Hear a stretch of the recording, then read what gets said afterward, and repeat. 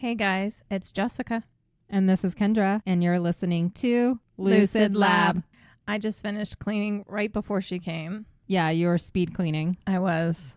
So I just finished, and now I'm sweaty, and now that's what we're doing. We're recording a podcast episode. But it smells lovely, like pumpkin spice in your house right now because we're still in the fall weather, and you have these beautiful like pumpkin and squash lights sitting around that now I have to go and get some because I'm going to decorate my house for Halloween this weekend. Yeah. I think I said I was going to do that last week, but it didn't happen because I ended up having to travel for work, and it never fails. Every time I travel for work, I come back with a little something extra, which is a cold that just started today. My throat was a little scratchy and now it's turning into full on. I just know tomorrow's going to be worse. So I'm glad we're recording tonight. I think I still have a voice. Hopefully I'm not sneezing too much and I don't make Jessica sick. For as shitty as I feel most of the time, I never get sick from anyone. It's the weirdest thing. It's well, you have the mom immune system right now. And by that, I mean like elementary school mom. That's true. I don't have that as much. My kid's not out in the world touching and licking everything. Like, well, your kid's not licking everything, but it's like little kids, you know, she's in the same school with all the kindergartners and such. And I was flying to Orlando for my work trip, which means I was on a plane full of germy little kids. I mean, I'm pretty scared of her hands when I pick her up every day. They're pretty gross. I get a cold twice a year. Never fails, no matter what I do. I get it twice a year. I'm just constantly stuffed up.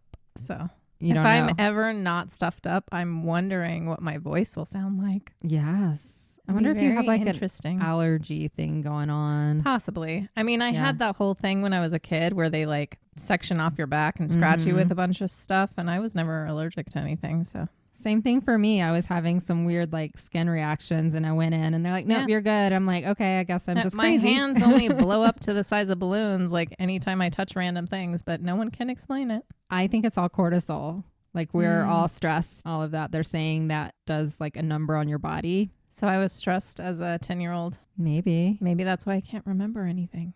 Unfortunately, I'm not going to be lightening up the world any today with my story because we're doing true crime again. Yes, we are. And I don't know anything about what you're doing. So what are you doing today? So I am covering the murder of Reeva Steenkamp. It's a very high profile case because Reeva was an A-lister socialite model in South Africa. Oh. And she was murdered by her boyfriend, who was also a very famous athlete, Oscar Pistorius. He was referred to often as the Blade Runner. Oh boy. The fastest man on no legs. You see, he was an Olympic athlete that was also a double amputee. I don't know this story, but this is really unfortunate. Gosh darn it. This is going to be a very sad story. It actually happened on Valentine's Day of 2013, and authorities would be called to the home of Oscar. He was 26 years old at the time, and he had just won a lot of medals in the London Summer Olympics. So he was riding high. He was coming to America. He was on Jay Leno. He was going to all of these sports awards, and he had started dating Reeva, who was famous in her own right. She was about to start a reality series that she had just finished filming, and it was going to be coming out. So they were on top of the world. And on that Valentine's Day, the authorities got a call after neighbors heard gunshots. Oh no. And what they would come upon in this gated community in a suburb of Johannesburg is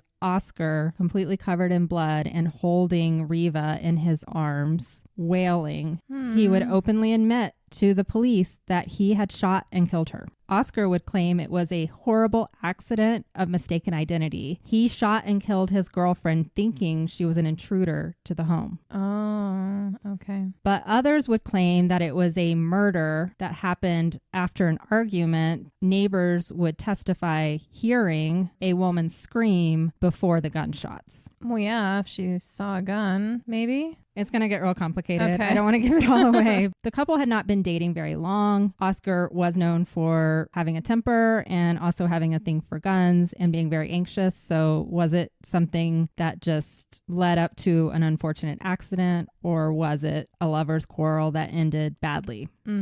Let's get into this story. There's a lot more to it, but before we go into this tragic night, we need to go back and talk about Reeva, and then we'll talk about Oscar, how the two of them came together, and then we'll get into all the controversy. And there's actually updates to this case that have happened within the last year. Okay. So who was Reeva? Reeva Rebecca Steenkamp was born on August 19th, 1983. She was born in Cape Town, South Africa, to parents Barry Steenkamp, who was a horse trainer, and his second wife, June, who was from England. She had two older half-siblings from her father and mother's respective previous marriages, but she was the first and the only child between the two of them. All right. After her birth, the family moved to Port Elizabeth, where she attended St. Dominic's Priory School. At the age of 14, she began modeling. Reeva was gorgeous. She's just the quintessential, like, natural beauty. So it makes sense that she would fall easily into modeling, and she realized that's something she really enjoyed doing and wanted to continue. She became a finalist in the Weekend Post Faces of the Future competition in 2004, and then she won Miss Port Elizabeth in 2005. Oh, wow. But she wasn't just a beauty. She was also very smart, and she had aspirations to become a lawyer. She attended Nelson Mandela Metropolitan University, and there she graduated with a Bachelor of Law degree. Reeva, being that she grew up with a father who was a horse trainer, was also very good in the equestrian sports. And she had an unfortunate accident in her early 20s. She fell off the back of the horse, and she actually broke her back so bad. Yeah. She had to learn how to walk again. Life-changing. Yes. But she did fully recover, and she was back to modeling and her school studies. And in late 2011, she was applying to take her bar license to become a lawyer. Wow. Her goal was to become a qualified legal advocate. It's a little bit different in South Africa than it is here, but she was planning to get that done by the age of 30. But while she was doing that, her modeling career really took off, and she became very well known in the South African celebrity circuit. She was a regular A-list guest at red carpet events, and she was a noted socialite on the Johannesburg party scene. She was asked to model for FHM magazine, and then she also landed the role of the first face of Avon Cosmetics in South Africa. Oh. She worked as the live presenter for fashion TV, and then she was starring in television advertisements for Toyota and other big brands. Very busy. And then she got into the reality show circuit, and she was a celebrity contestant on the BBC show Baking Made Easy in 2012. Oh, baking show. That's cool.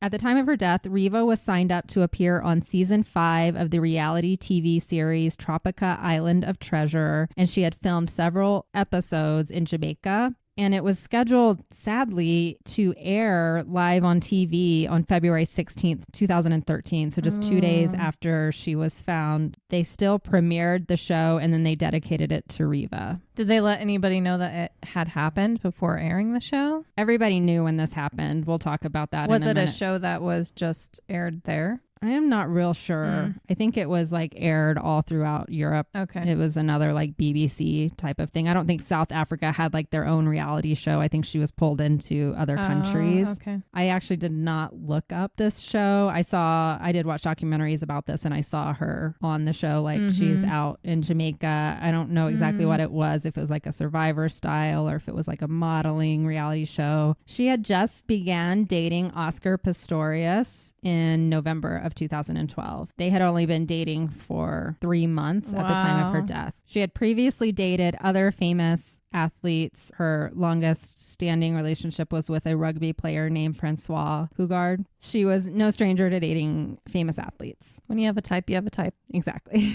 If you guys aren't familiar with the case, definitely look her up on Google. She's absolutely gorgeous, blonde, blue-eyed, Margot Robbie kind of. Everyone who talked about Reeva, from like people who work as her makeup artist or somebody who just grew up with her, even the, nannies and the maids, they just all talked about how she was beautiful inside and out, and she was just the sweetest, kindest person. She wanted to go into becoming a lawyer because she wanted to advocate for those who were less fortunate. Mm-hmm. And then I want to talk about Oscar. So Oscar Leonard Carl Pistorius also was one of the upper class families. He was born to Henke and Sheila Pistorius on November 22nd, 1986 in Johannesburg. He had an older brother and a younger sister. He is from what is considered an Afrikaner family with partial Italian ancestry on his mother's side. So he actually spoke Afrikaans. That was his native language, but he was also fluent in English. Oscar was born with something called fibular hemimelia, and it means that he was missing the fibula in both of his legs. Oh, okay. And it also means he was born without feet. Right. It was the type of disease where you could not like create feet because he was missing that whole anatomy, the fibula that you needed to be able to have a functioning ankle and foot. And so his mother went to every doctor to try and decide what was the best thing to do for her son. They basically told her the best thing to do would be to amputate both of his legs below the knee, because then that would teach him before he learned how to walk. Yeah.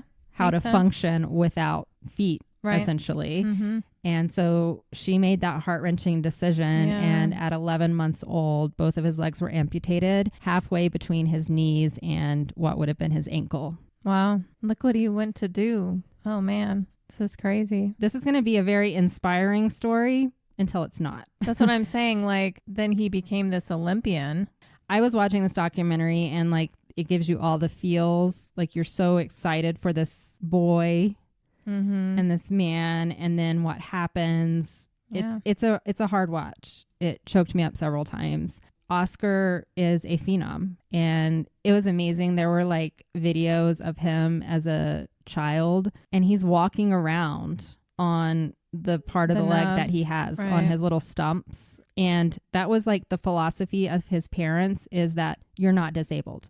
Yeah. You're differently abled and this isn't going to slow you down. And because of them just treating him like every other child, he is going to go on to do amazing things. Yeah. But it wasn't really easy because when Oscar was only 6 years old, his parents divorced. His father's family was the one with all of the money. Sure. Fortunately, they did take care of Sheila. They actually purchased her a house to make sure that they could stay in the same schools in the same area. But all of the child rearing completely fell on her. Oscar wasn't as close with his dad. She was the biggest influence on his life. And she was a really good mom from everything that I saw. Yeah, for sure. And he also was very close with his mother's sister. So he grew up in a very loving home. And like I said, they made sure he never felt different. He was jumping in the pools. He was playing tag in the yards with the other kids. He was just a normal little boy. He did get prosthetics. So that was what his parents said. It's like, you just go put your shoes on like every other child. Right. Yeah. And that's what he did. He was very athletic. He attended the Constantia Kloof Primary School and Pretoria Boys High School, and he played rugby. Wow. He also played water polo and tennis. Nothing was slowing him down. This was at the age of 11. He also took part in wrestling. Just all the things. And in fact, one of the competitors said that it was 6 months before he noticed that Oscar didn't have any legs. Like he just, he was so athletic and so competitive, and like you wouldn't even know unless you knew. Mm-hmm. When the kids were around high school age, Sheila did meet another man and got married, and it seemed like a really happy time. He was a good stepfather to the children. But unfortunately, just a year or so after she got remarried, she got really sick. Oh no, not mama. They don't really know what caused it. Some people said it was a bad reaction to medicine. Whatever it was, she just started feeling really sick, and then she started turning yellow.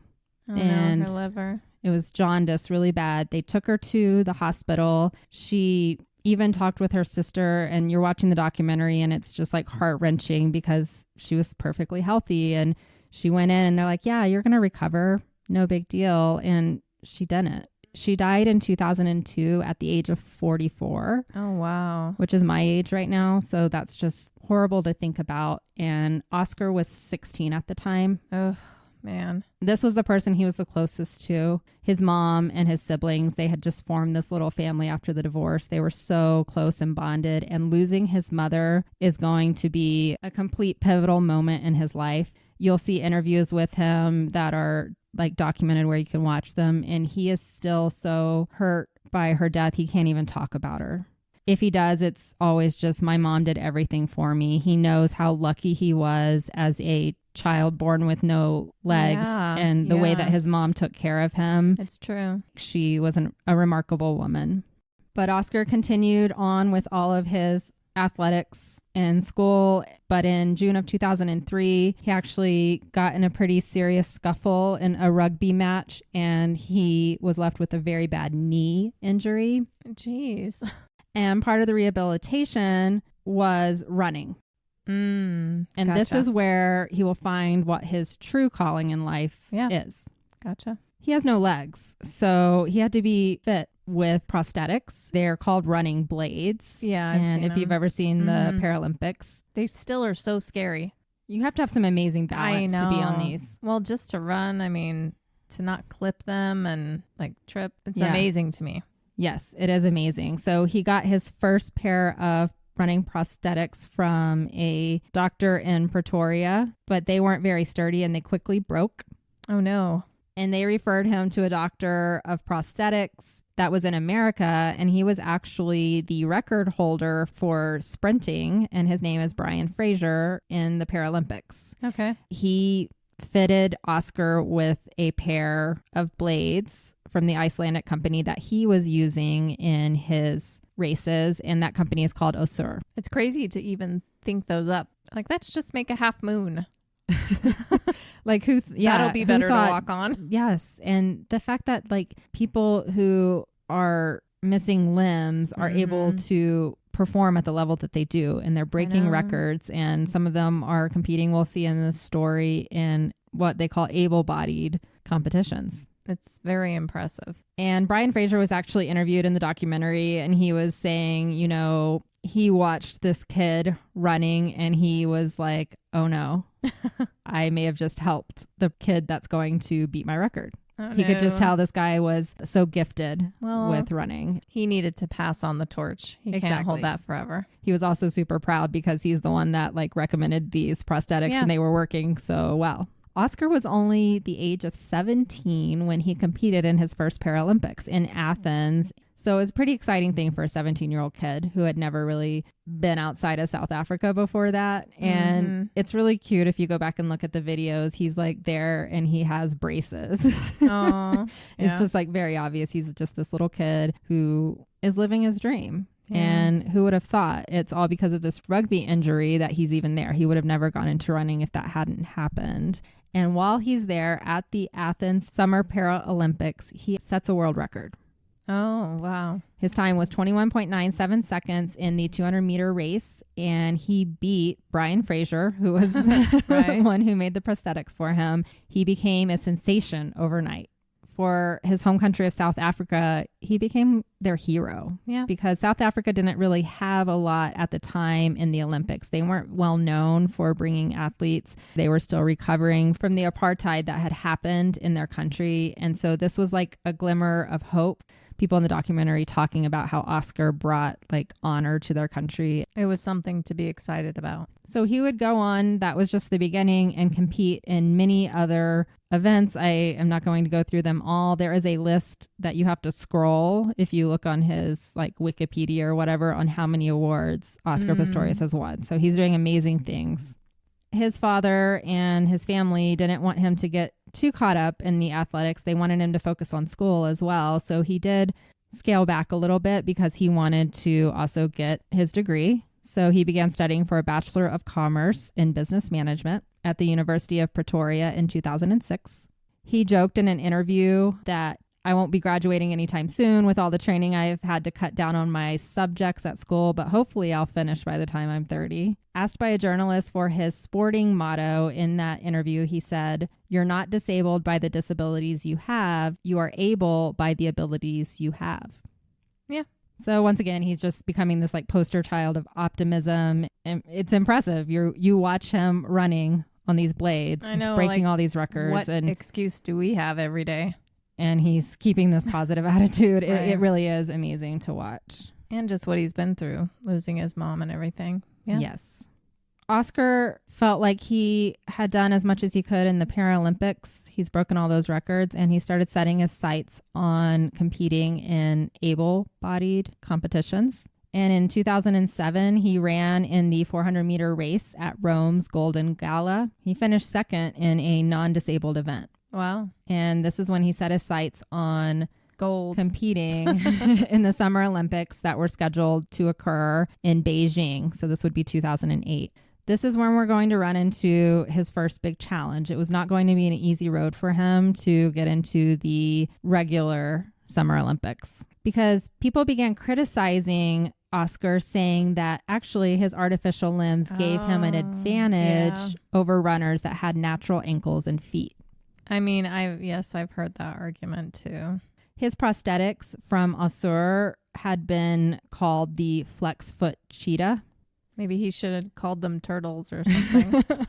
And so many people started questioning, and it actually went to the IAAF to make a decision in its competition rules on if that technology would be considered something that gave an advantage over other athletes. They decided, yes, it was. Man. They released a statement and said it wasn't specifically aimed at Pistorius, but he was the only one trying at the time to run. It hit him really hard because he didn't feel like it was an unfair advantage. In fact, he talks about like how hard it is to run on those and to balance on them. And there's actually videos of him running in one of these competitions where he'd already broken all these records, but it started raining and he couldn't keep his balance. Like the rain made his blades slip around. There were interviews with other Paralympic athletes and they were talking about how like you get chafe from the prosthetics themselves, like bed sore type of things. And they talked about like ingrown hairs and they're like, there's a lot to prosthetics. And they're like, the fact that they would say he had an advantage when this man had no legs and he was running, they were like, that was just a complete insult. So Oscar wasn't going to go down easily, but it did say that he wasn't going to be able to compete in the 2008. So he started setting his sights on the next one. In 4 more years. He's like, cool, you're not going to let me in now. I'll just keep training. So that wasn't the end. Wow. And he appealed it. That's determination. They actually took him to Cologne, Germany, and ran all of these tests, I guess, and had him like running. And then they would compare his blades to like how an ankle and a foot would land. And they did all of these very scientific experiments to prove if he, in fact, had an advantage or not. So they took these results from the German study and he took it to the Court of Appeals in Switzerland. And they had a 2-day hearing and they revoked the original statement that he could not compete because they showed with these experiments that, yes, he could run quicker, perhaps at full speed when going straight, but they had to account for the fact that it was much harder for him to take off and get to that acceleration. So there was no way that he had an advantage over athletes because they had an advantage in the beginning of the race. And he had to have skill and like really work harder to get up to reach them.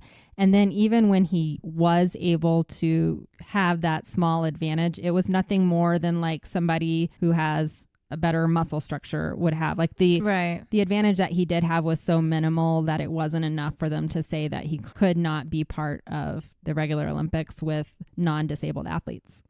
He did compete in the 2008 Summer Paralympics in Beijing, and he set another record that year. So he just kept breaking all these records. In fact, he completed what they called a hat trick because he won gold in the 400 meters, the 200 meters, and the 100 meters in those games. Wow. But tragedy wasn't done with Oscar yet. In February of 2009, right after he broke all these records in the Paralympics, he was seriously injured when he was thrown from a boat in an accident. He was out with his friends. He had to be airlifted to the hospital. Jeez. And he underwent surgery to repair broken facial bones, including his nose and jaw. He was able to make a full recovery, but it took him over a year to get back into training and running because he was probably hurt pretty badly, knocked up, bruised, whatever it was. You're not going to be out running again after that kind of trauma. It's hard to imagine someone going through all this stuff, what he's been through. I'm like, I haven't been through anything that's even a fraction of any of that. Just one event. Some of these people are crazy impressive. I'm very impressed with Oscar, and many people are still to this day. I mean, it sounds like everything keeps getting handed to him, but he keeps rising above it. It's from the moment he was born. Mm-hmm. Pretty crazy.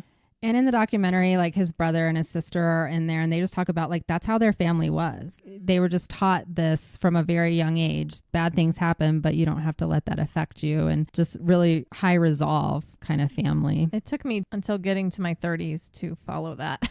I know. I don't. Yeah. You know?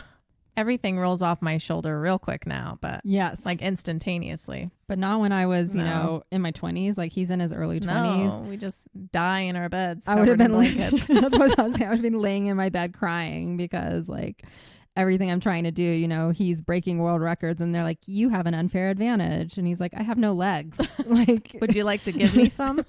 And then he finally like gets the appeal, and he can start training to go to the next Olympics. Injured. And then he's crazy.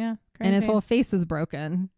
But he didn't let that boat accident stop him. And in January of 2011, just a couple years later, he showed up ready to go and get ready for the Olympics. And he would win 3 athletics world titles in New Zealand. But that would be the first time that he would have someone show up that challenged his record, and he actually lost to a man named Jerome Singleton in the 100-meter race.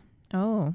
You can't stay on top forever in anything. I mean, he had an entire year where he wasn't able to do anything. You know, if he hadn't had that setback, maybe. He began competing across a number of non-disabled races, and that summer, to prepare for the Olympics, he set a new personal best of 45 seconds in the 400 meters, which helped him attain the World Championship and Olympic Games A standard qualification mark. And shortly after that, it was announced that Oscar Pistorius would be included in the South African team for the World Championships, and then eventually in their Olympic team. It was his dream. He was quite the sensation at the 2012 Summer Olympic Games. He was the debut runner to compete at an Olympic Games as an amputee. Okay. In the 400-meter race, he took second place in the first heat of 5 runners and advanced to the semifinals. But then he kind of, I don't know what you would call it, he choked. But in the second semifinal, he came in last. I mean, who knows what was going through his head to finally be there? A lot of people talk about in the documentary, they feel like around this time is when they started to see like pressure was really getting to Oscar. Like he had been competing so much and for so long at this point. He's 25 now, so he's been competing heavily for 8 years, and they feel like it was just wearing on him. Mm-hmm. It was a big deal. He became a symbol during the London Olympics. His face was all over everything. People were showing up just to watch Oscar Pistorius. He brought a lot of honor and recognition to South Africa. Mm-hmm. During the regular Olympics, he also ran with the South African team in the relay race, and they also came in last. So it wasn't like the big splash that he had hoped for as far as winning, but he just became that poster child for doing things that nobody thought you could do. Yeah. I mean, he went to the Olympics. Exactly. And he was chosen to carry the South African flag for the closing ceremony of the Olympics. Cool. But then just a couple of weeks later, he returned to the Summer Paralympics. He carried the flag at the opening ceremony with the team there. They ended up winning a gold medal. Okay. He had his rebound glory. But coming out of that, this is when he really became a celebrity. He got multiple sponsorship deals that were worth over $2 million a year. Wow. He was on the Paralympics. A lot of people knew him, but when he got into the regular Olympics, it really propelled him into the spotlight. He had offers from Nike, Oakley, Thierry Mugler, and then Oscar, which was the one that made his blades. He's on top of the world. He went and got a tattoo on his right arm that was the Olympic rings with an olive wreath around it.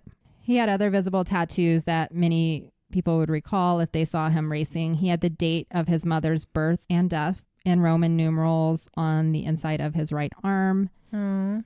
And then on his back, he had the Bible verse, 1 Corinthians 9:26 through 27, which says, "I do not run like a man running aimlessly." Wow. Other than running, it was known that Oscar enjoyed architecture, motorcycling, playing the electric guitar, and he worked with his family to breed racehorses. Oh, is that how they met? We're getting right to when they met. So Oscar met Reeva through the sports circuit. Like, she would just be at red carpet events because she was a socialite model. She was probably working on some of the campaigns as him, and they had met at different parties and such. But Oscar was dating a woman named Samantha Taylor, who will come up later, and she was having a hard time. They'd been dating since he was like not as famous, and when he propelled into the spotlight, I think that she was having a hard time because she wanted a very private life, and he wanted her to attend the sports awards, some sports awards that were happening with him, and she was like, I don't want to. And they kind of broke up. And so he picked up the phone and called Reeva at that time because he had met her and thought she was really pretty, and they had some conversations, and he asked Reeva to come with him to this red carpet event as their first date. Oh. And that's the picture I showed you of their first date. Wow. And they are recorded on camera, and the people are asking Reeva what she thinks of Oscar, and she is talking about how he is such a sweet, sexy man who's understated, and like she says very kind things about him. And it's kind of funny when you're listening because they had literally just been on their first date. Yeah. And after that first date, they became the new it couple. They were inseparable. They were seen in many of the socialite circles. They were filmed together quite often. She would travel with him to events. He would travel with her. They were kind of in the same stage of life, so it seemed to work. Mm-hmm. Friends described them as being a good fit for each other and a very loving couple. She was older than him. He was 26 and she was 30. Okay. And they said that she was very independent, very outspoken.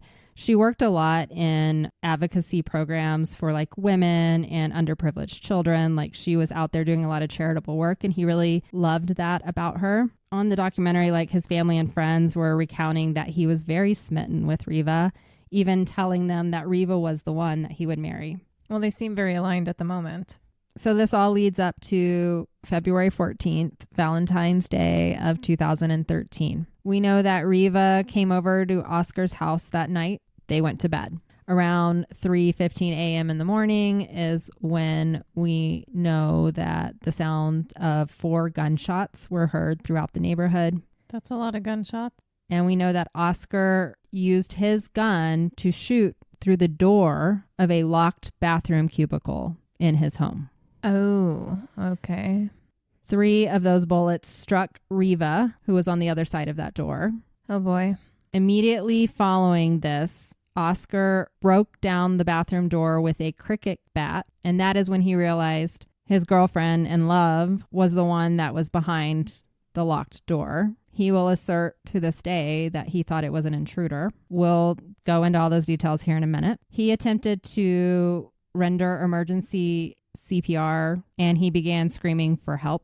His next door neighbor, who had heard all of the commotion, and it had awakened he and his wife was like, you need to go over there. He was a doctor, Johann Steep, and he showed up to find Oscar trying to help Reeva, and he began a jaw lift maneuver to open her airway. But he said quickly he noted that she had no pulse. She showed no signs of breathing movements, and her pupils were already dilated. So he knew that she was gone.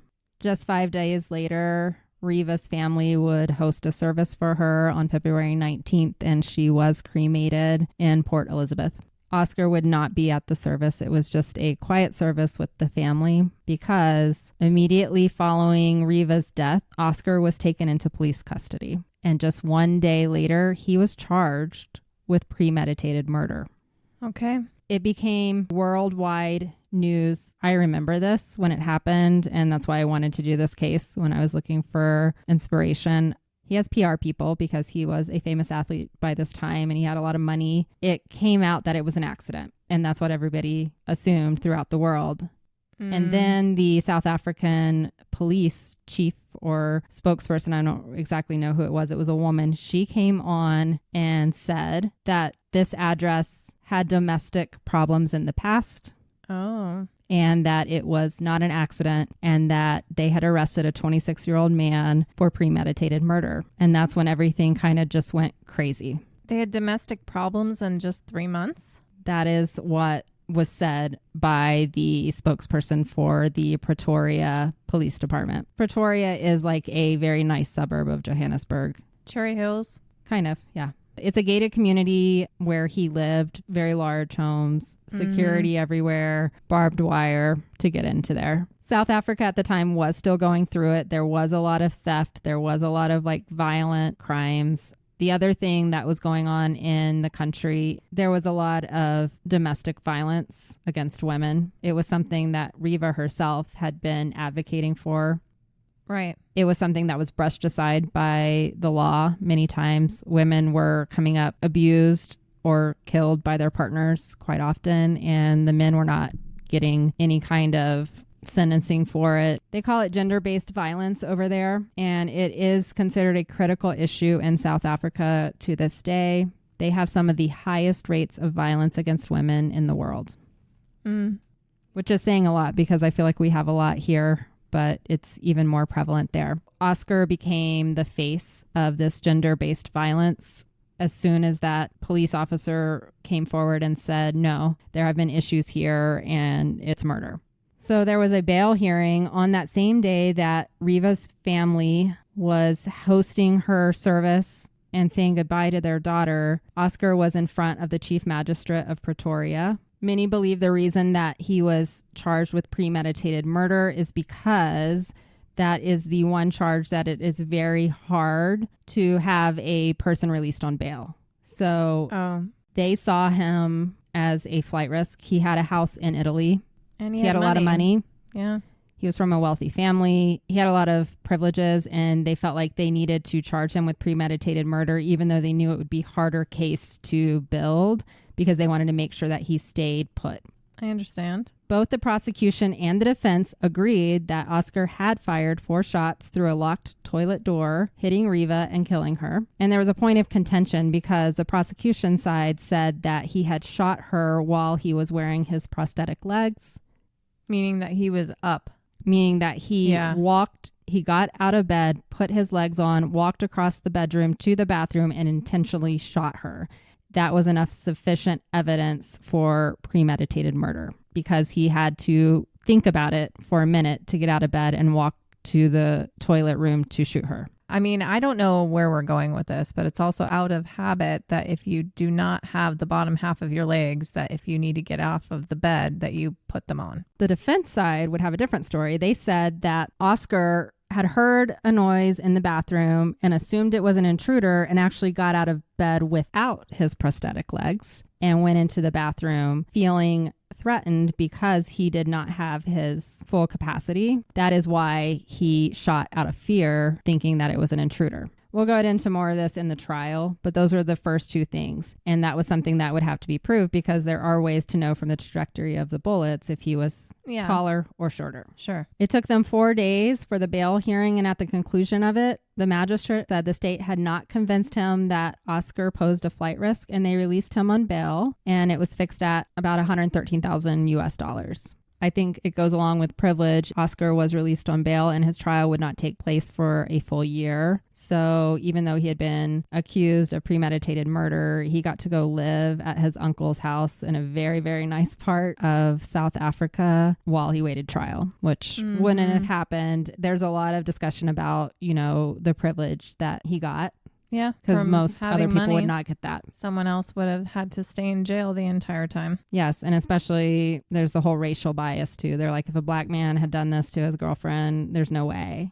Mm-hmm. But because he was Oscar Pistorius, he got to go live in the lap of luxury because his uncle is like a multi-millionaire, some big business guy who literally owns a whole compound with horses. And he couldn't leave the compound. That was part of his sentencing. But he had like a private pool. He had tennis courts. He had horses. Like it wasn't hard at all. So the state began building their case. Detective Hilton Botha was the first police officer to arrive at the scene of the shooting. He would become the prosecution's lead witness, but he would also admit to a number of procedural mistakes at the crime scene, which might come back to bite them. But he did say the trajectory of the gunshots indicated that they had been fired downward and directly towards the toilet, which conflicted with Oscar's statement that he was not wearing his prosthetics at the time. There was also a lot of talk, and this got out into the news as they were building the case, that steroids had been found in Oscar's room. So conjecture was made that he was in roid rage, and that's what led him to shoot and kill his girlfriend. I don't know anything about steroids.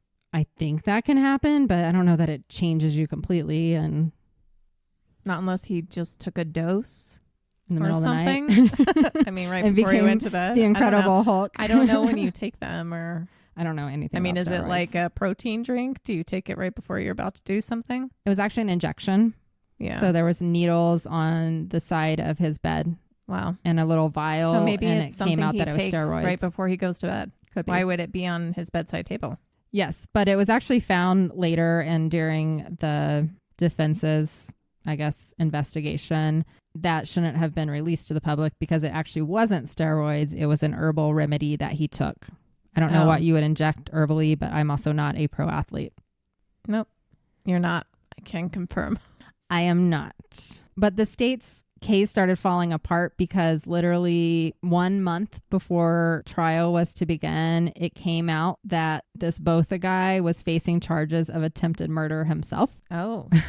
He had been accused in 2011, along with 2 other officers, of firing their gun at a taxi with 7 passengers inside during a drunken incident. Oh.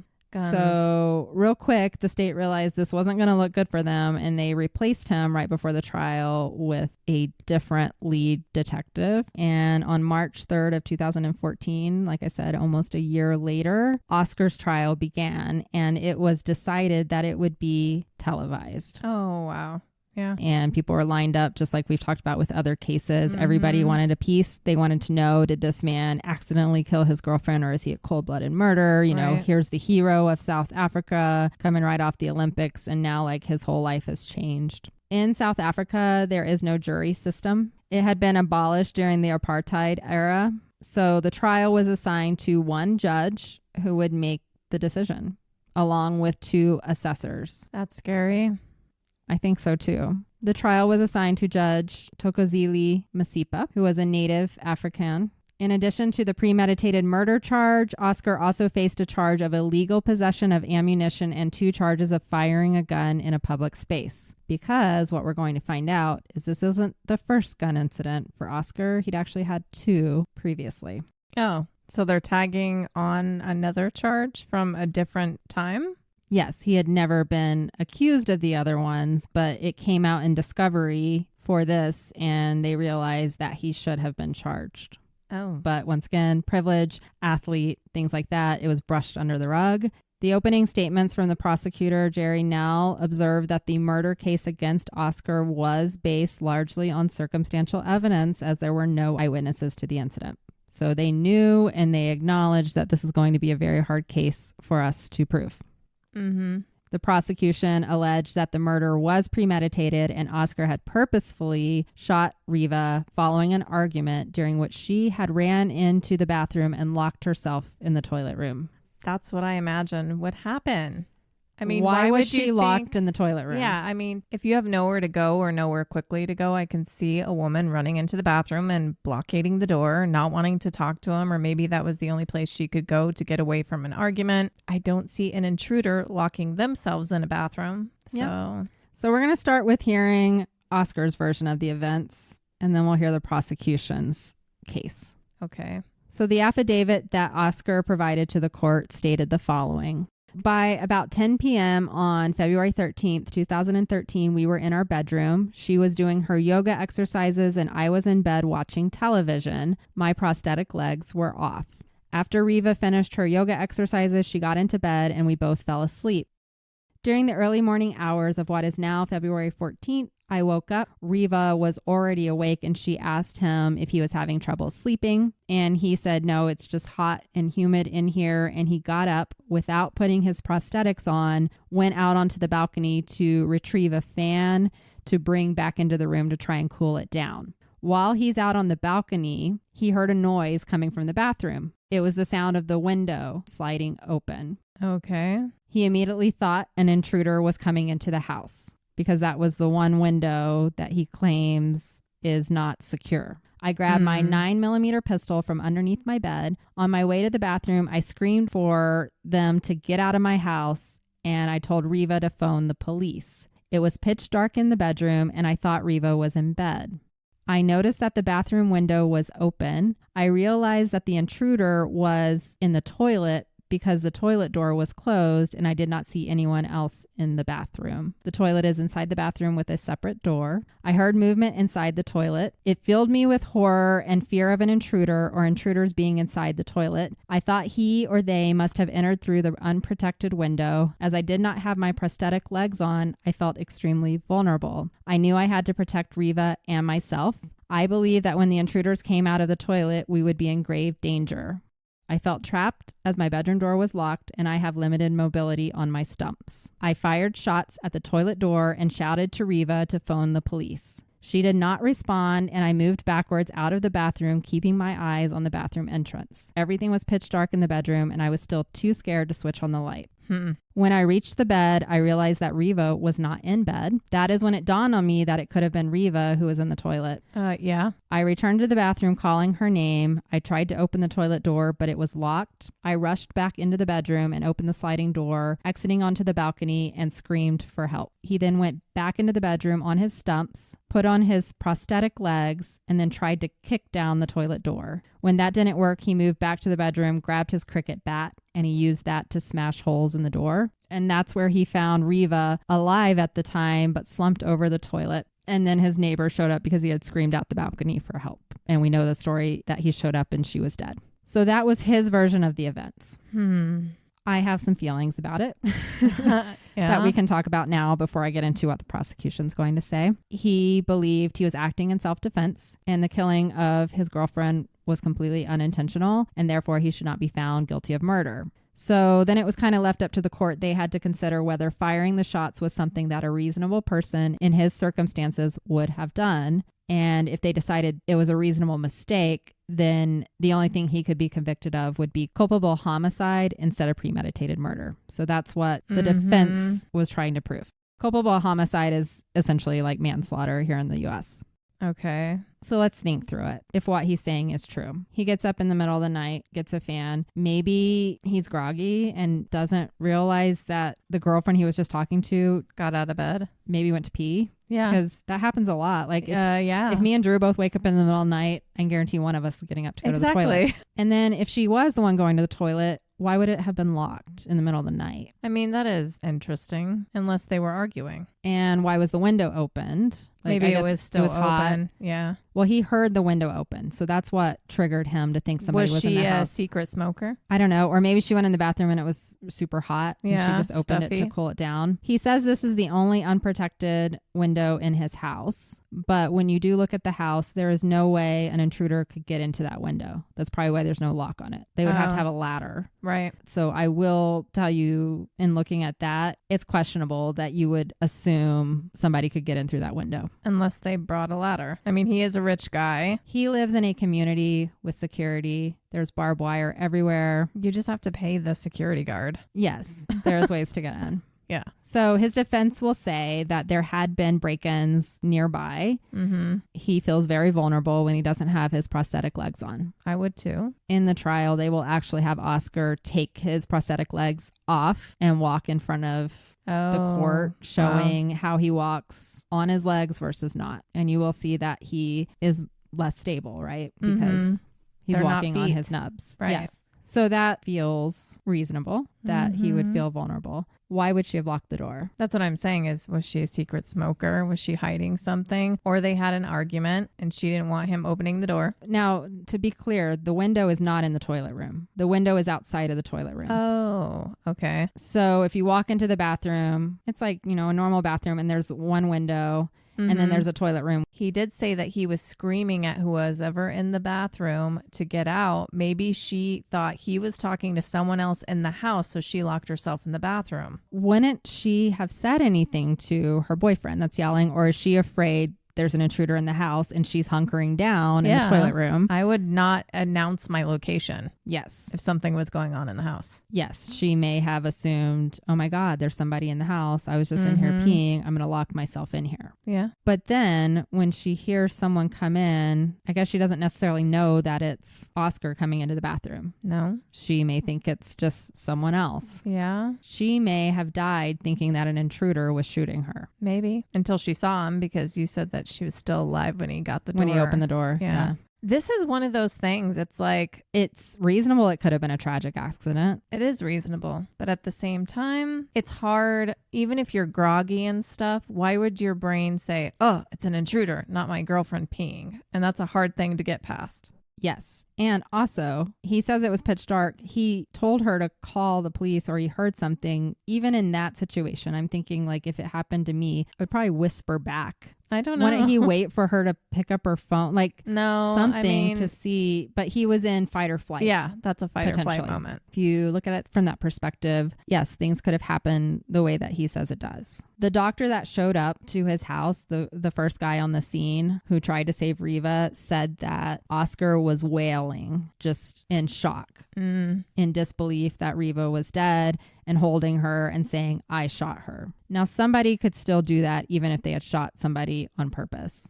Yeah, they could. But the neighbor who showed up does believe that Oscar killed her on accident. It was genuine. Yes. With losing his mother, I don't see him wanting to kill his girlfriend. This is all personal opinion. That's why this case is really hard. And I said I don't know if I said at the beginning, I don't know that I've decided yet what I believe. I don't know right now. I'll go into the prosecution's case and then I guess maybe we can talk. But I wanted to talk about that before I taint you with other things. Okay. Like, do you believe that this story could have happened? Yeah, anything could happen. Any combination of the events could have happened. Was it horrible decisions made? Yes, but we don't know how we're going to react when we feel like our life is on the line. And he was in fight or flight, and he felt like he had to protect his girlfriend, and he was in a vulnerable position because he did not have his prosthetic legs on. I know. That's also a perspective that none of us can understand. No, but now I want to talk about the prosecution side. Jerry Nell claimed the killing was premeditated and that Oscar shot Reeva deliberately after they had an argument. At the trial, he said, "You fired 4 shots through the door whilst knowing that she was standing behind the door." The pathologist testified that Reeva was shot in the head, the pelvis, and the arm with black talon hollow point bullets, which open up into a petal-like shape on impact and were designed to cause maximum damage. Oh my God. How could she have been alive when he opened the door then if she got shot in the head with that? He said she was. We don't know. Okay. Nobody else saw her alive. I mean, we've heard some crazy stories and one of them happens to be from Port Elizabeth. So, Allison. Concerned about the claim of premeditation, the magistrate asked Nell why Oscar had not staged a break-in to make his story look more credible, if that was really what he was doing. The prosecutor replied he planned it right that night when she locked herself in the toilet. So he came up with it at that point. It wasn't something that he premeditated to like make it look like a break-in. It was after he shot her that he came up with this story. Does that make sense? But then they're trying to say it's premeditated. Yes.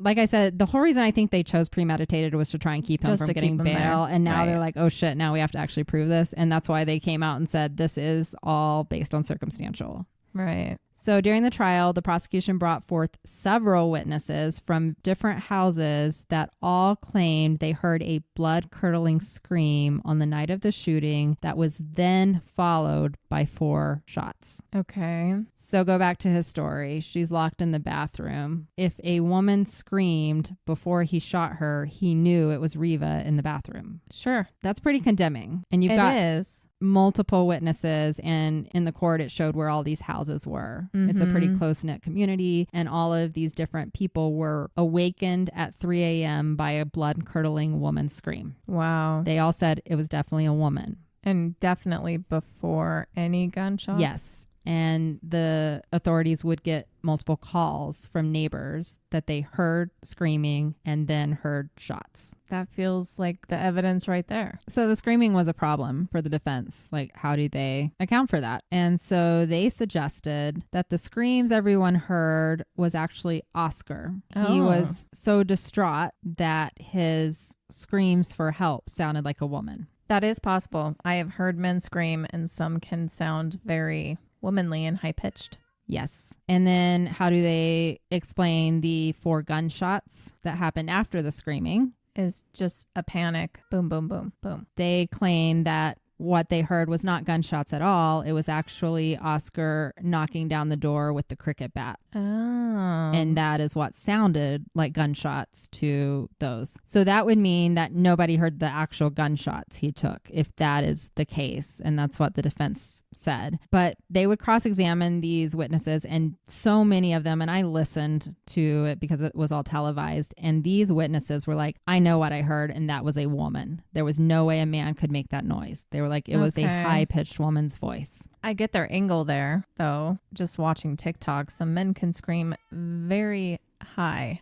Yes. And it sounds pretty ridiculous. Okay, so let's go back to the scenario we just talked about. He had already shot in the toilet room, and then he went back to the bed and realized Reeva's not in it. That's when he screams like a girl, grabs the cricket bat, knowing that he just shot his girlfriend, and goes in there and starts banging. Yeah. Would a cricket bat against a door be loud enough to sound like gunshots? Like, I have no idea. You have to like really sit there and think about it. So yeah, it's all circumstantial. Yeah, that's what's so hard with this case and why I haven't made a decision yet. The only thing that you haven't come to yet, which I'm sure you will, is the trajectory of the shots. So that's actually my next point. So these are the issues that came up during the trial. And one was Oscar wearing prosthetics?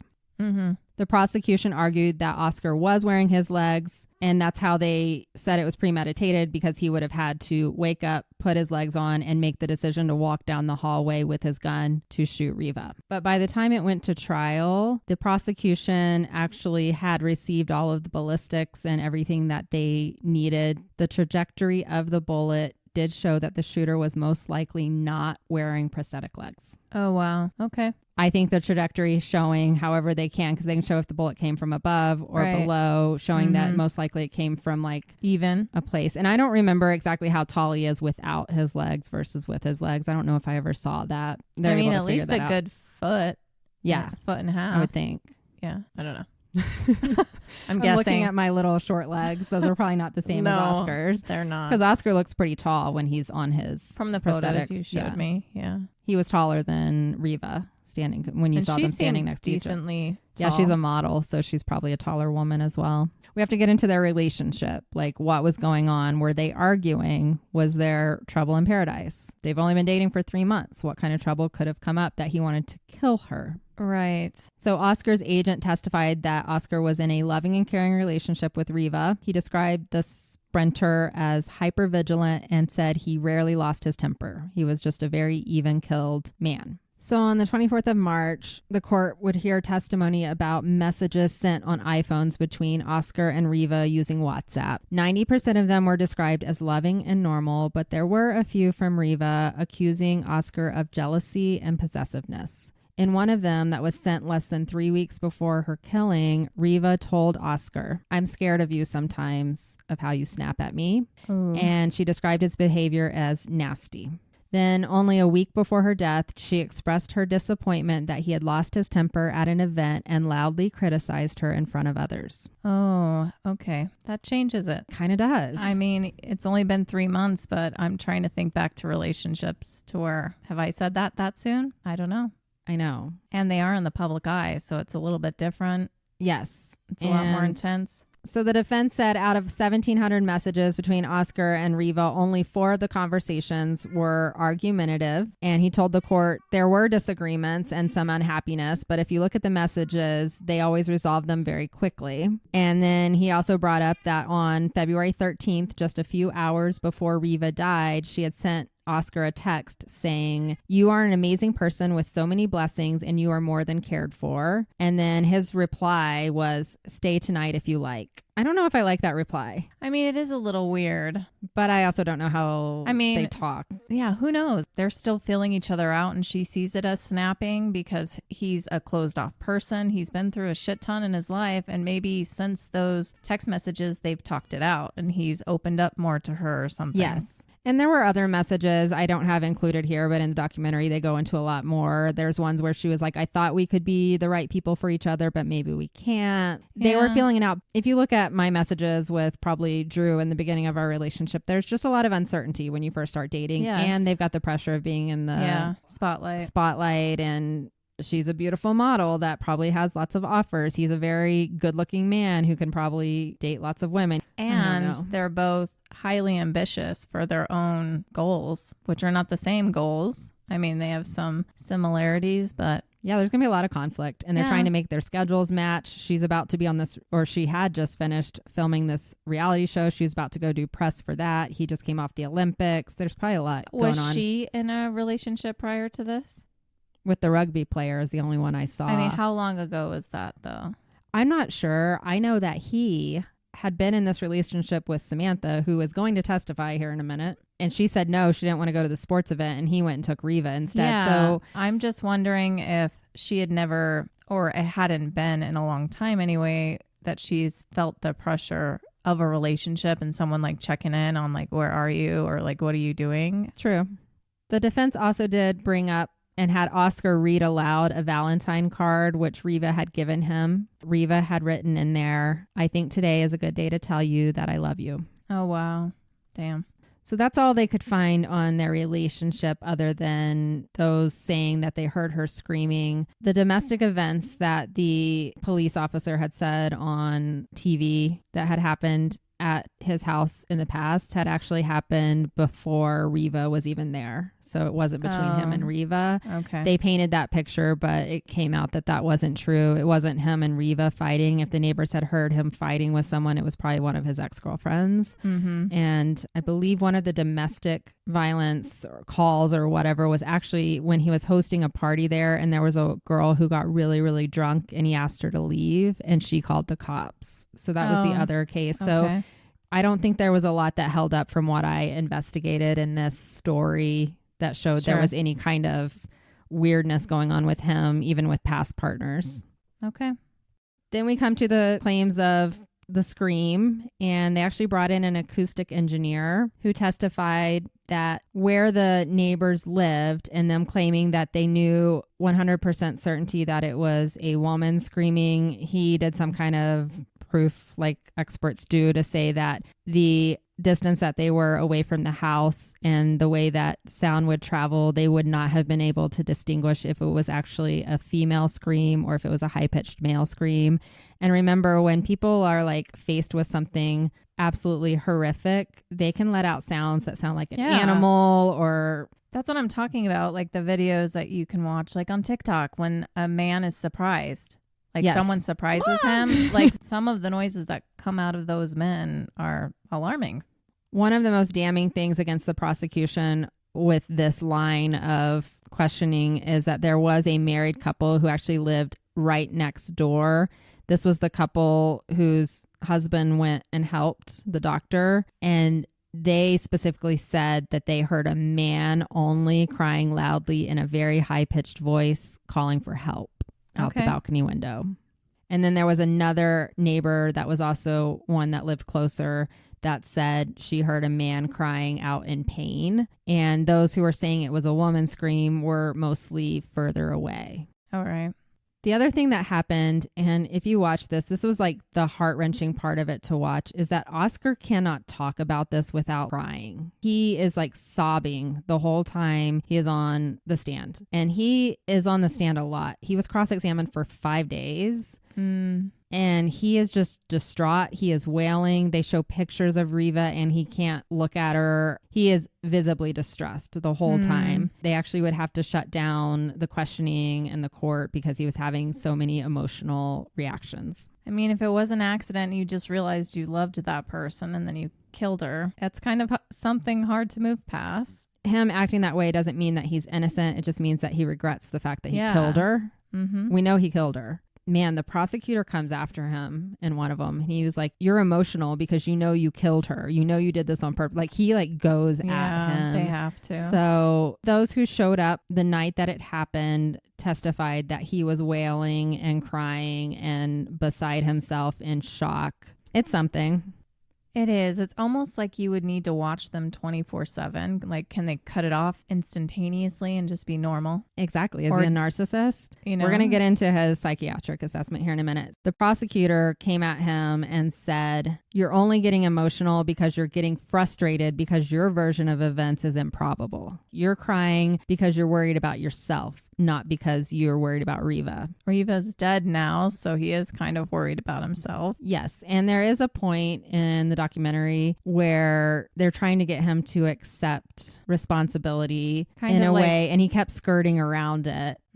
There were some moments where I'm like, he could be really playing it. With this case, I would say before you make a decision, you need to watch. Yeah, having that like connection with him as a person and seeing her and other stuff about their relationship and just kind of having that intuitive feeling about it. And I actually went on all the Reddit threads and everything to see, and I will tell you it's split pretty much 50-50. Some of these cases, that's where we have to land is what do we feel? And he's never going to admit it if he did it on purpose. So we're never going to know. I mean, I'm feeling Reeva's dead. I'm feeling kind of 70-30. 70 which way? That it was an accident. Let me give you a little bit more. The court did request mental health assessments, and they were conducted by psychiatrist Meryl Vorster. And she concluded that Oscar had an anxiety disorder stemming from his childhood, his parents separating when he was 6 and his father hardly ever around. His mother was so anxious that she actually slept with a gun under her pillow. And she argued that given his disability, Oscar was more likely to respond to any threat with fight rather than flight, which to me doesn't make sense. No. But the reasoning behind that is because of his disability and him being caught in a vulnerable state without his prosthetics, he would not have the ability to run. And so then his only option would have been to stand up and fight.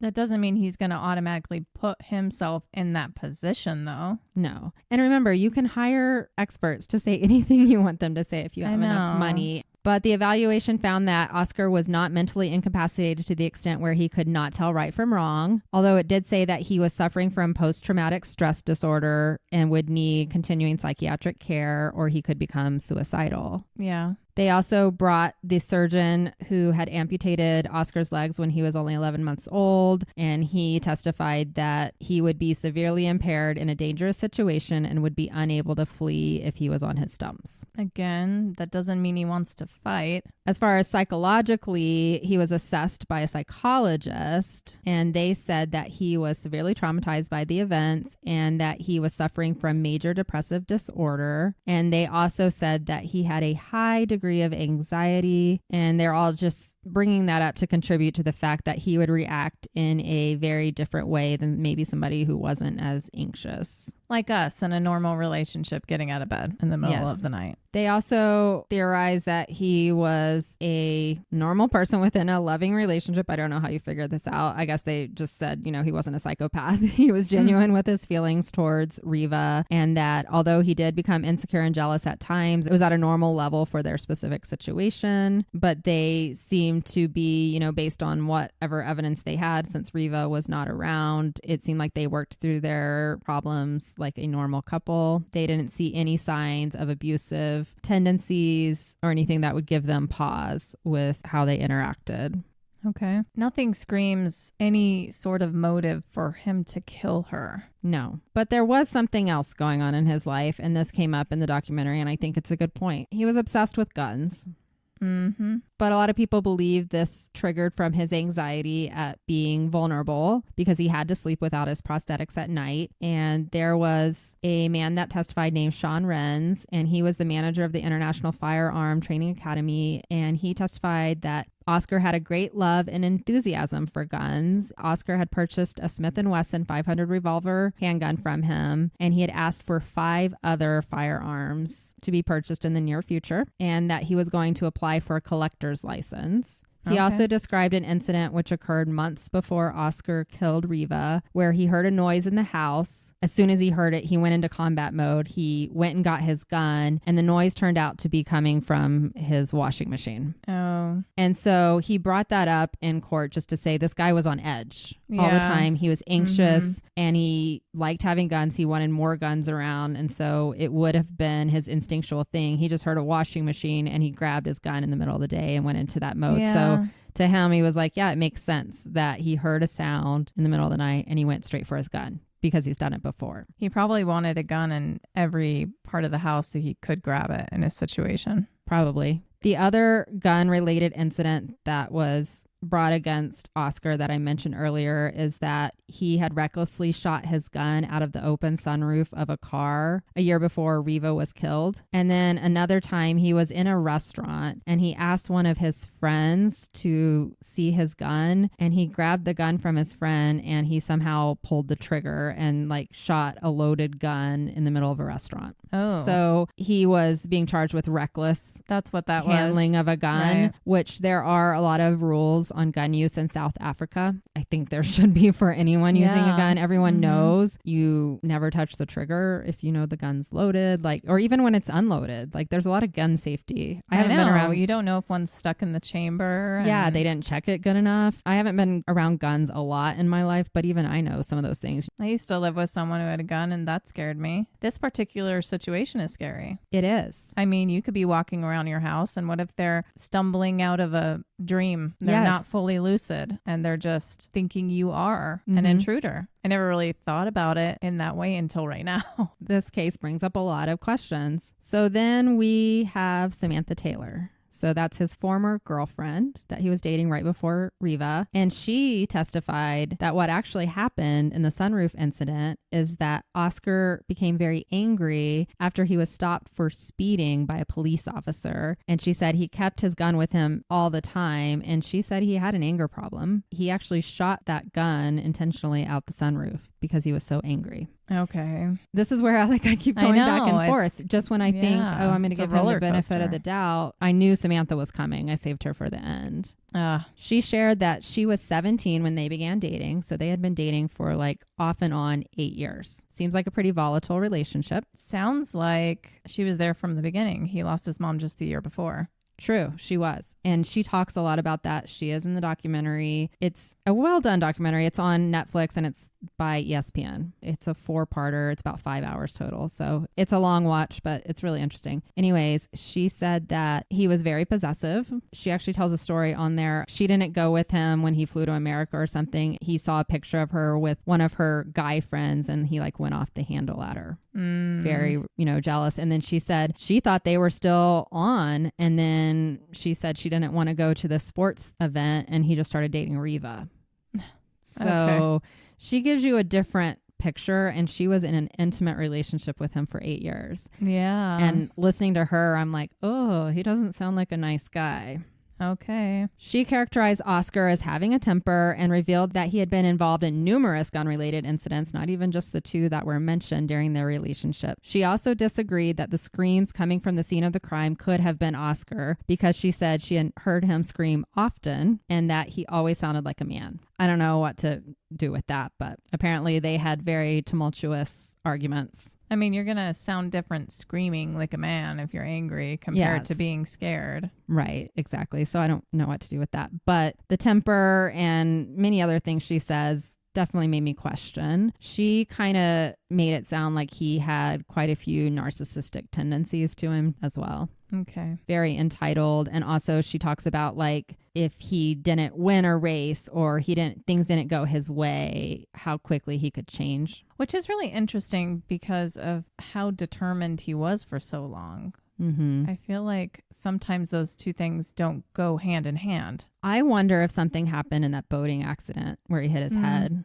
Yeah. Because maybe. we know those kinds of things can change people's disposition. Yep. And just being down that long at that really intense, important time in his life. He was just about to maybe make it in the Olympics, then he gets hurt. A year is a long time. That probably sent him into a major depression. He went away to Italy to train for a while, and the family that he was living with talk about how he was one way before the accident, and then when he came back he was different. I mean, and these things do change you. It's not just something happened to his brain. He went up and down. It felt like he had a lot of tragedy in his life. Samantha also brings up that like he didn't do well under pressure, and he was like getting to the height of his career where there was going to be even more pressure, and now he's dating this like high profile girlfriend. He hadn't done that before. Samantha wasn't high profile, like she wasn't out in the public. That was one of the problems in their relationship. She didn't want to be.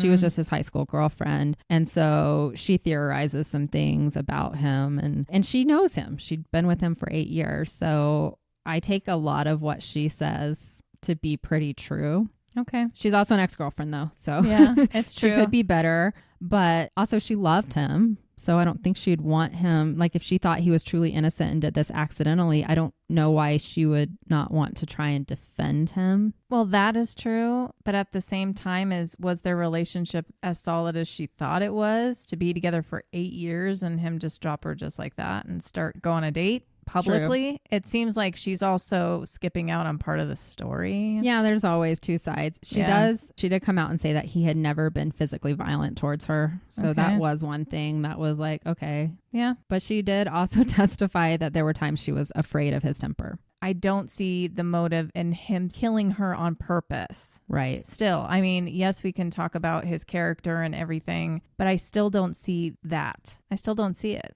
There were also over 107 witnesses that they took testimonies from, and of those, only 37 actually were brought into court. So we don't know the other 60 plus people what they had to say. There are also childhood friends and people who played athletics with him throughout the years that will testify and talk throughout this documentary, and there will be both sides even there. Some of them will say he was even killed and fine, and others will be like, no, he was kind of a brat. He was from a really rich family. If he didn't get what he wanted, it pissed him off. So was she trying to break up with him? That's a possibility. Did they have something? Did he find out that she was out with a guy that maybe was just a friend? There is also a guy in the documentary that is a friend of both of them, and he seems to side with Reeva's family. That's the other thing I'll bring up. Reeva's family does not believe he's innocent. Okay. They don't believe his story. They had never met him, but they also knew what their daughter was saying about her relationship and things. But, you know, we don't tell our parents everything. She was 30 years old. I think I would have a hard time forgiving a man that shot and killed my daughter too. Yes. So I mean, we see it in almost every case in this regard. Like, they're going to think that that person is guilty regardless. I mean, it's very rare that it's the other way around. Unless it's like very, very clear. Right. Like, there's hard proof that it was an accident. Like they were sitting in the living room with him. Yeah. At the same time. They witnessed it. That's the only way. That was everything that came out in the trial. The trial lasted 6 months. Wow. That's a pretty long time. And it was all televised. So wow. If you want to, I'm sure you can go find it. I just watched the highlights. I watched 2 different documentaries, and then I watched a few like pieces from the trial. So there's a lot out there with this. And it's still 50-50 split on if he was innocent or not. But the judge had to make a decision. That's her job. She delivered that verdict on September 11th of 2014, and she dismissed much of the state's case as circumstantial evidence. She described Oscar as a very poor witness, but she said even so, the state had not proved beyond a reasonable doubt that Oscar was guilty of premeditated murder. Right. And she said a reasonable person in the same circumstances would have foreseen the possibility that if they fired 4 shots, whoever was behind the door would be struck and most likely die as a result. So therefore, he couldn't just be acquitted completely. Because he shot somebody and knew that it was going to kill them. That was the intention of shooting at the door. He was intentionally trying to kill someone. He failed to take any steps to avoid the death, and he acted too hastily and used excessive force that was not needed. So therefore, his actions were clearly negligent. Yeah. For that, she found him not guilty of premeditated murder, but guilty of culpable homicide. Okay. He also was given the charge of guilty of reckless endangerment with a firearm for the restaurant incident. And some others, it seems like. He was found not guilty of the charges related to the discharging of his gun through the sunroof of the car. Okay. And the illegal possession of ammunition. I guess she was like, you know what, he got enough. And so that was her verdict. And then it takes another month before they sentence him. And during that month, there is all kinds of commentary from people in South Africa. And what I saw was most of the people believed he should have been given premeditated murder. They felt like he did kill her on purpose and that he was a rich, famous boy who got away with it. Okay. And in fact, it was so bad that Masipa, the judge, actually had to get security because she was being threatened by South African people for her life for her verdict. I don't understand, people. Go pay attention to your own life. It had been going on for 6 months. I don't know. I didn't see every single piece of it. Some of these people were probably watching it every single day. A lot of people likened it to the same as like our O.J. Simpson trial. Okay.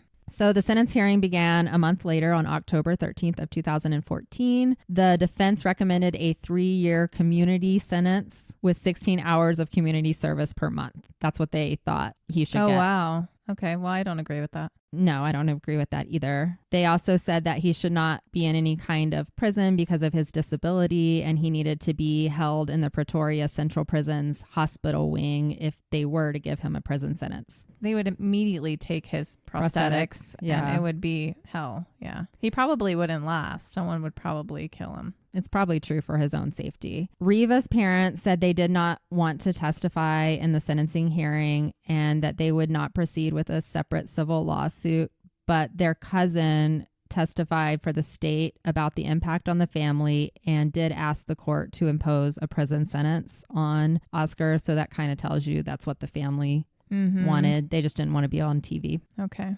Can't blame them. They're grieving the loss of their beautiful daughter. She had so much going for her. She was just now taking off in her career. Yeah. Once again, everybody, I mean, they always talk about people when they die in the best way, but like people couldn't stop saying nice things about her. Yeah. And even the videos you see of her, you can just tell she was like a light, like she was a sweet human being. And so after this hearing, 8 days later, Oscar received a prison sentence of a maximum of 5 years for culpable homicide. Okay. Part of the sentence could be served under correctional supervision after he had served a minimum of 10 months in prison. He also received a concurrent 3-year prison sentence for the separate reckless endangerment conviction. But then they suspended that for 5 years, so none of that mattered. I don't understand how they do some of this stuff.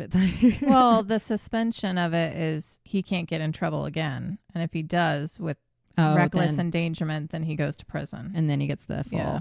Shortly after this sentencing, the prosecution immediately filed to appeal against the conviction, explaining that the punishment was shockingly light and inappropriate. The date for the appeal hearing was set for November 2015, but leading up to that time, Oscar became eligible for parole after serving a sixth of his sentence. So he served those 10 months and he was released. Wow. And he was approved to serve the rest of his sentence on house arrest under correctional supervision. Once again, his house arrest is going back to his uncle's house. That's basically the country club. Where he can run. Yes.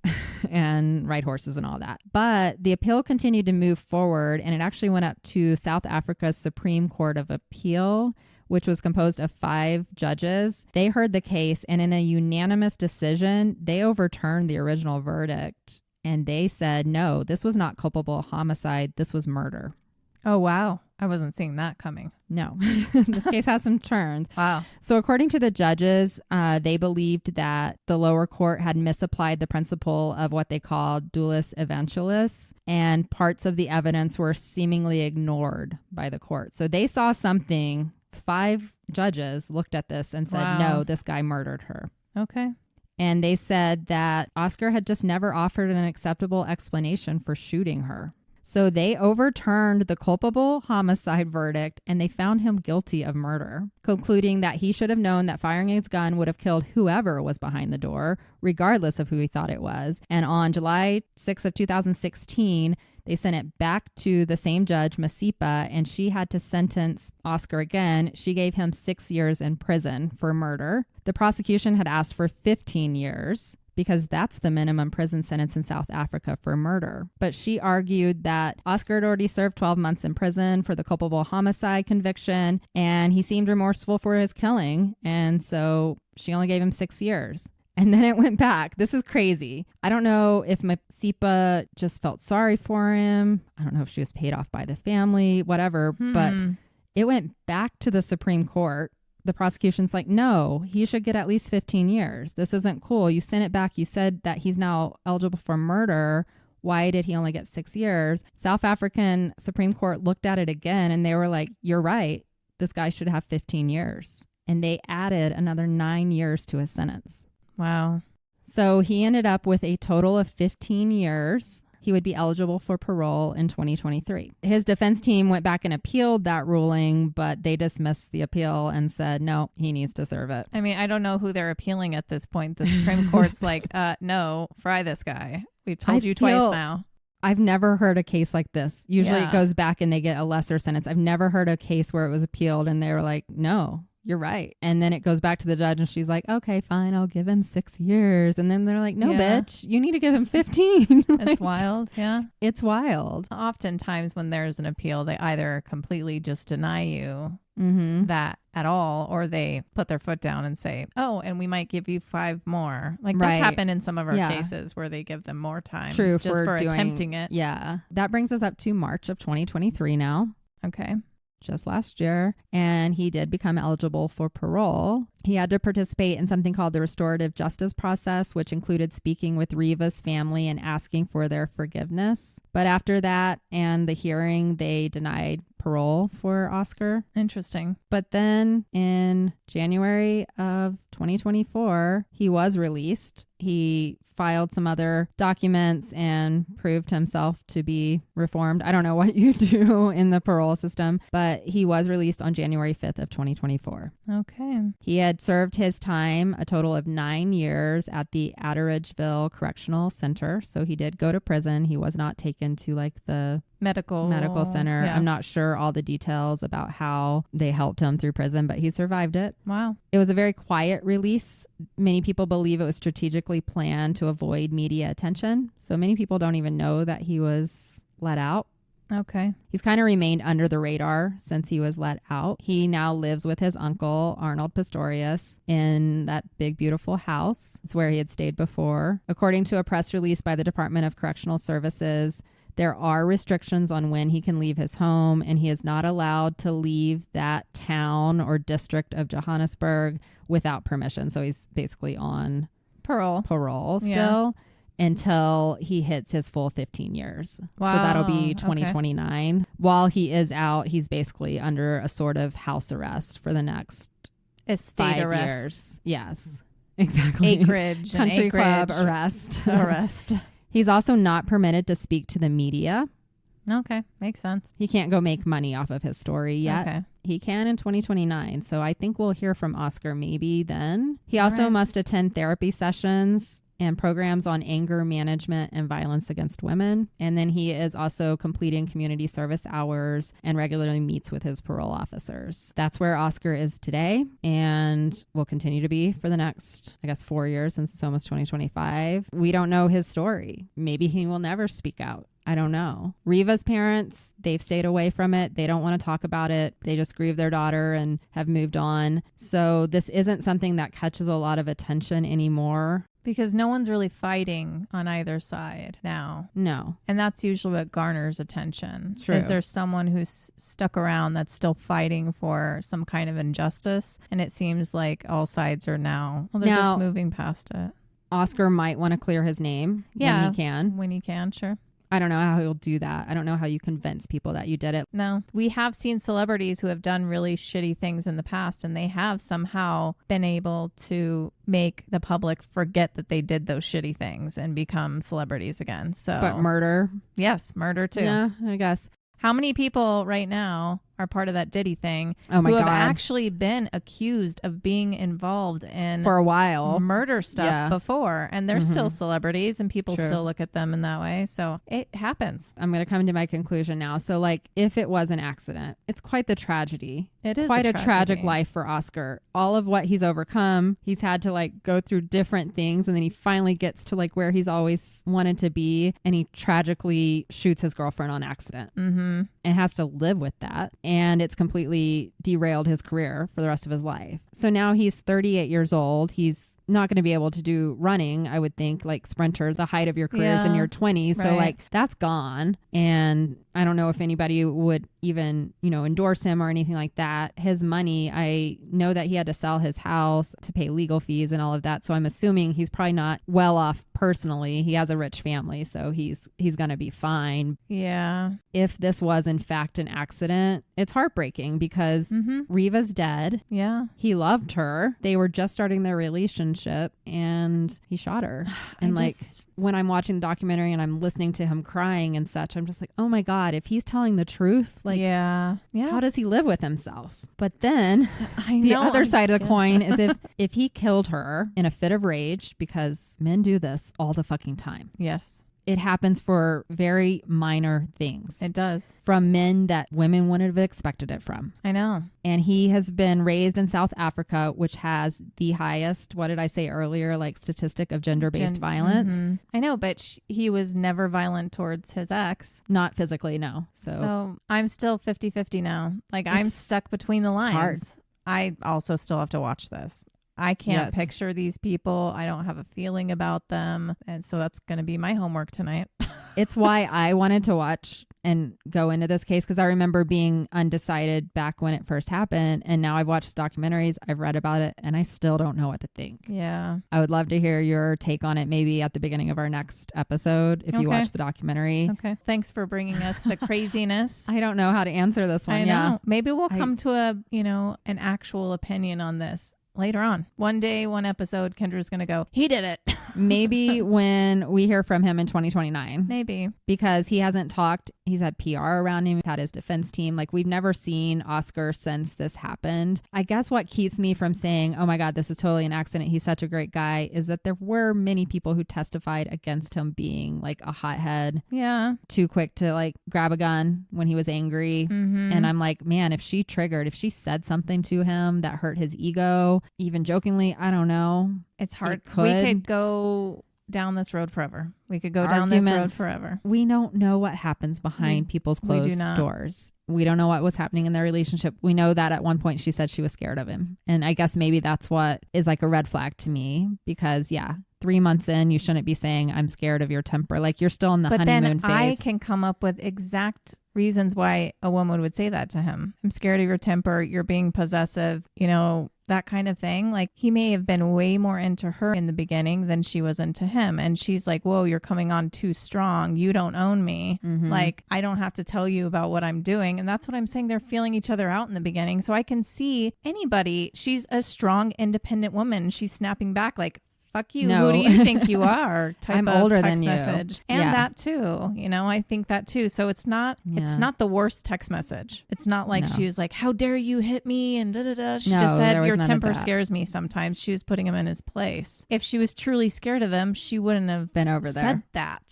Either. She probably wouldn't have wanted to call him out on it. Yeah. I don't know. We're all just coming up with stuff at this point. Well, I would love to hear your thoughts after listening to this episode, and maybe you're more familiar with the case. Maybe you've already watched documentaries. Send us some comments. Leave them on YouTube. We love to see comments on there. That's one of the best places you can comment specifically about the episode. Also on Spotify, you can leave comments on the individual I think episodes. That's new still. I'll continue to sit and stew. Sit on it. I know. I'm like, what's the word? It's been on my mind since I started investigating this, a couple of weeks ago. And I thought I might, after going through all of it again with you today, Jessica, come up with an idea, but I'm still undecided. Maybe in 5 years we'll know. I don't think we'll ever know. My guess is he's going to come out with a book, and that's how he'll make some money back, and everybody will read it. And that's how we'll learn his side and everything he's been through. Thanks for listening. Come back next week. If you have any lab reports, suggestions, please send those to lucidlabpodcast@gmail.com. And check us out on social media. We're on Instagram, TikTok,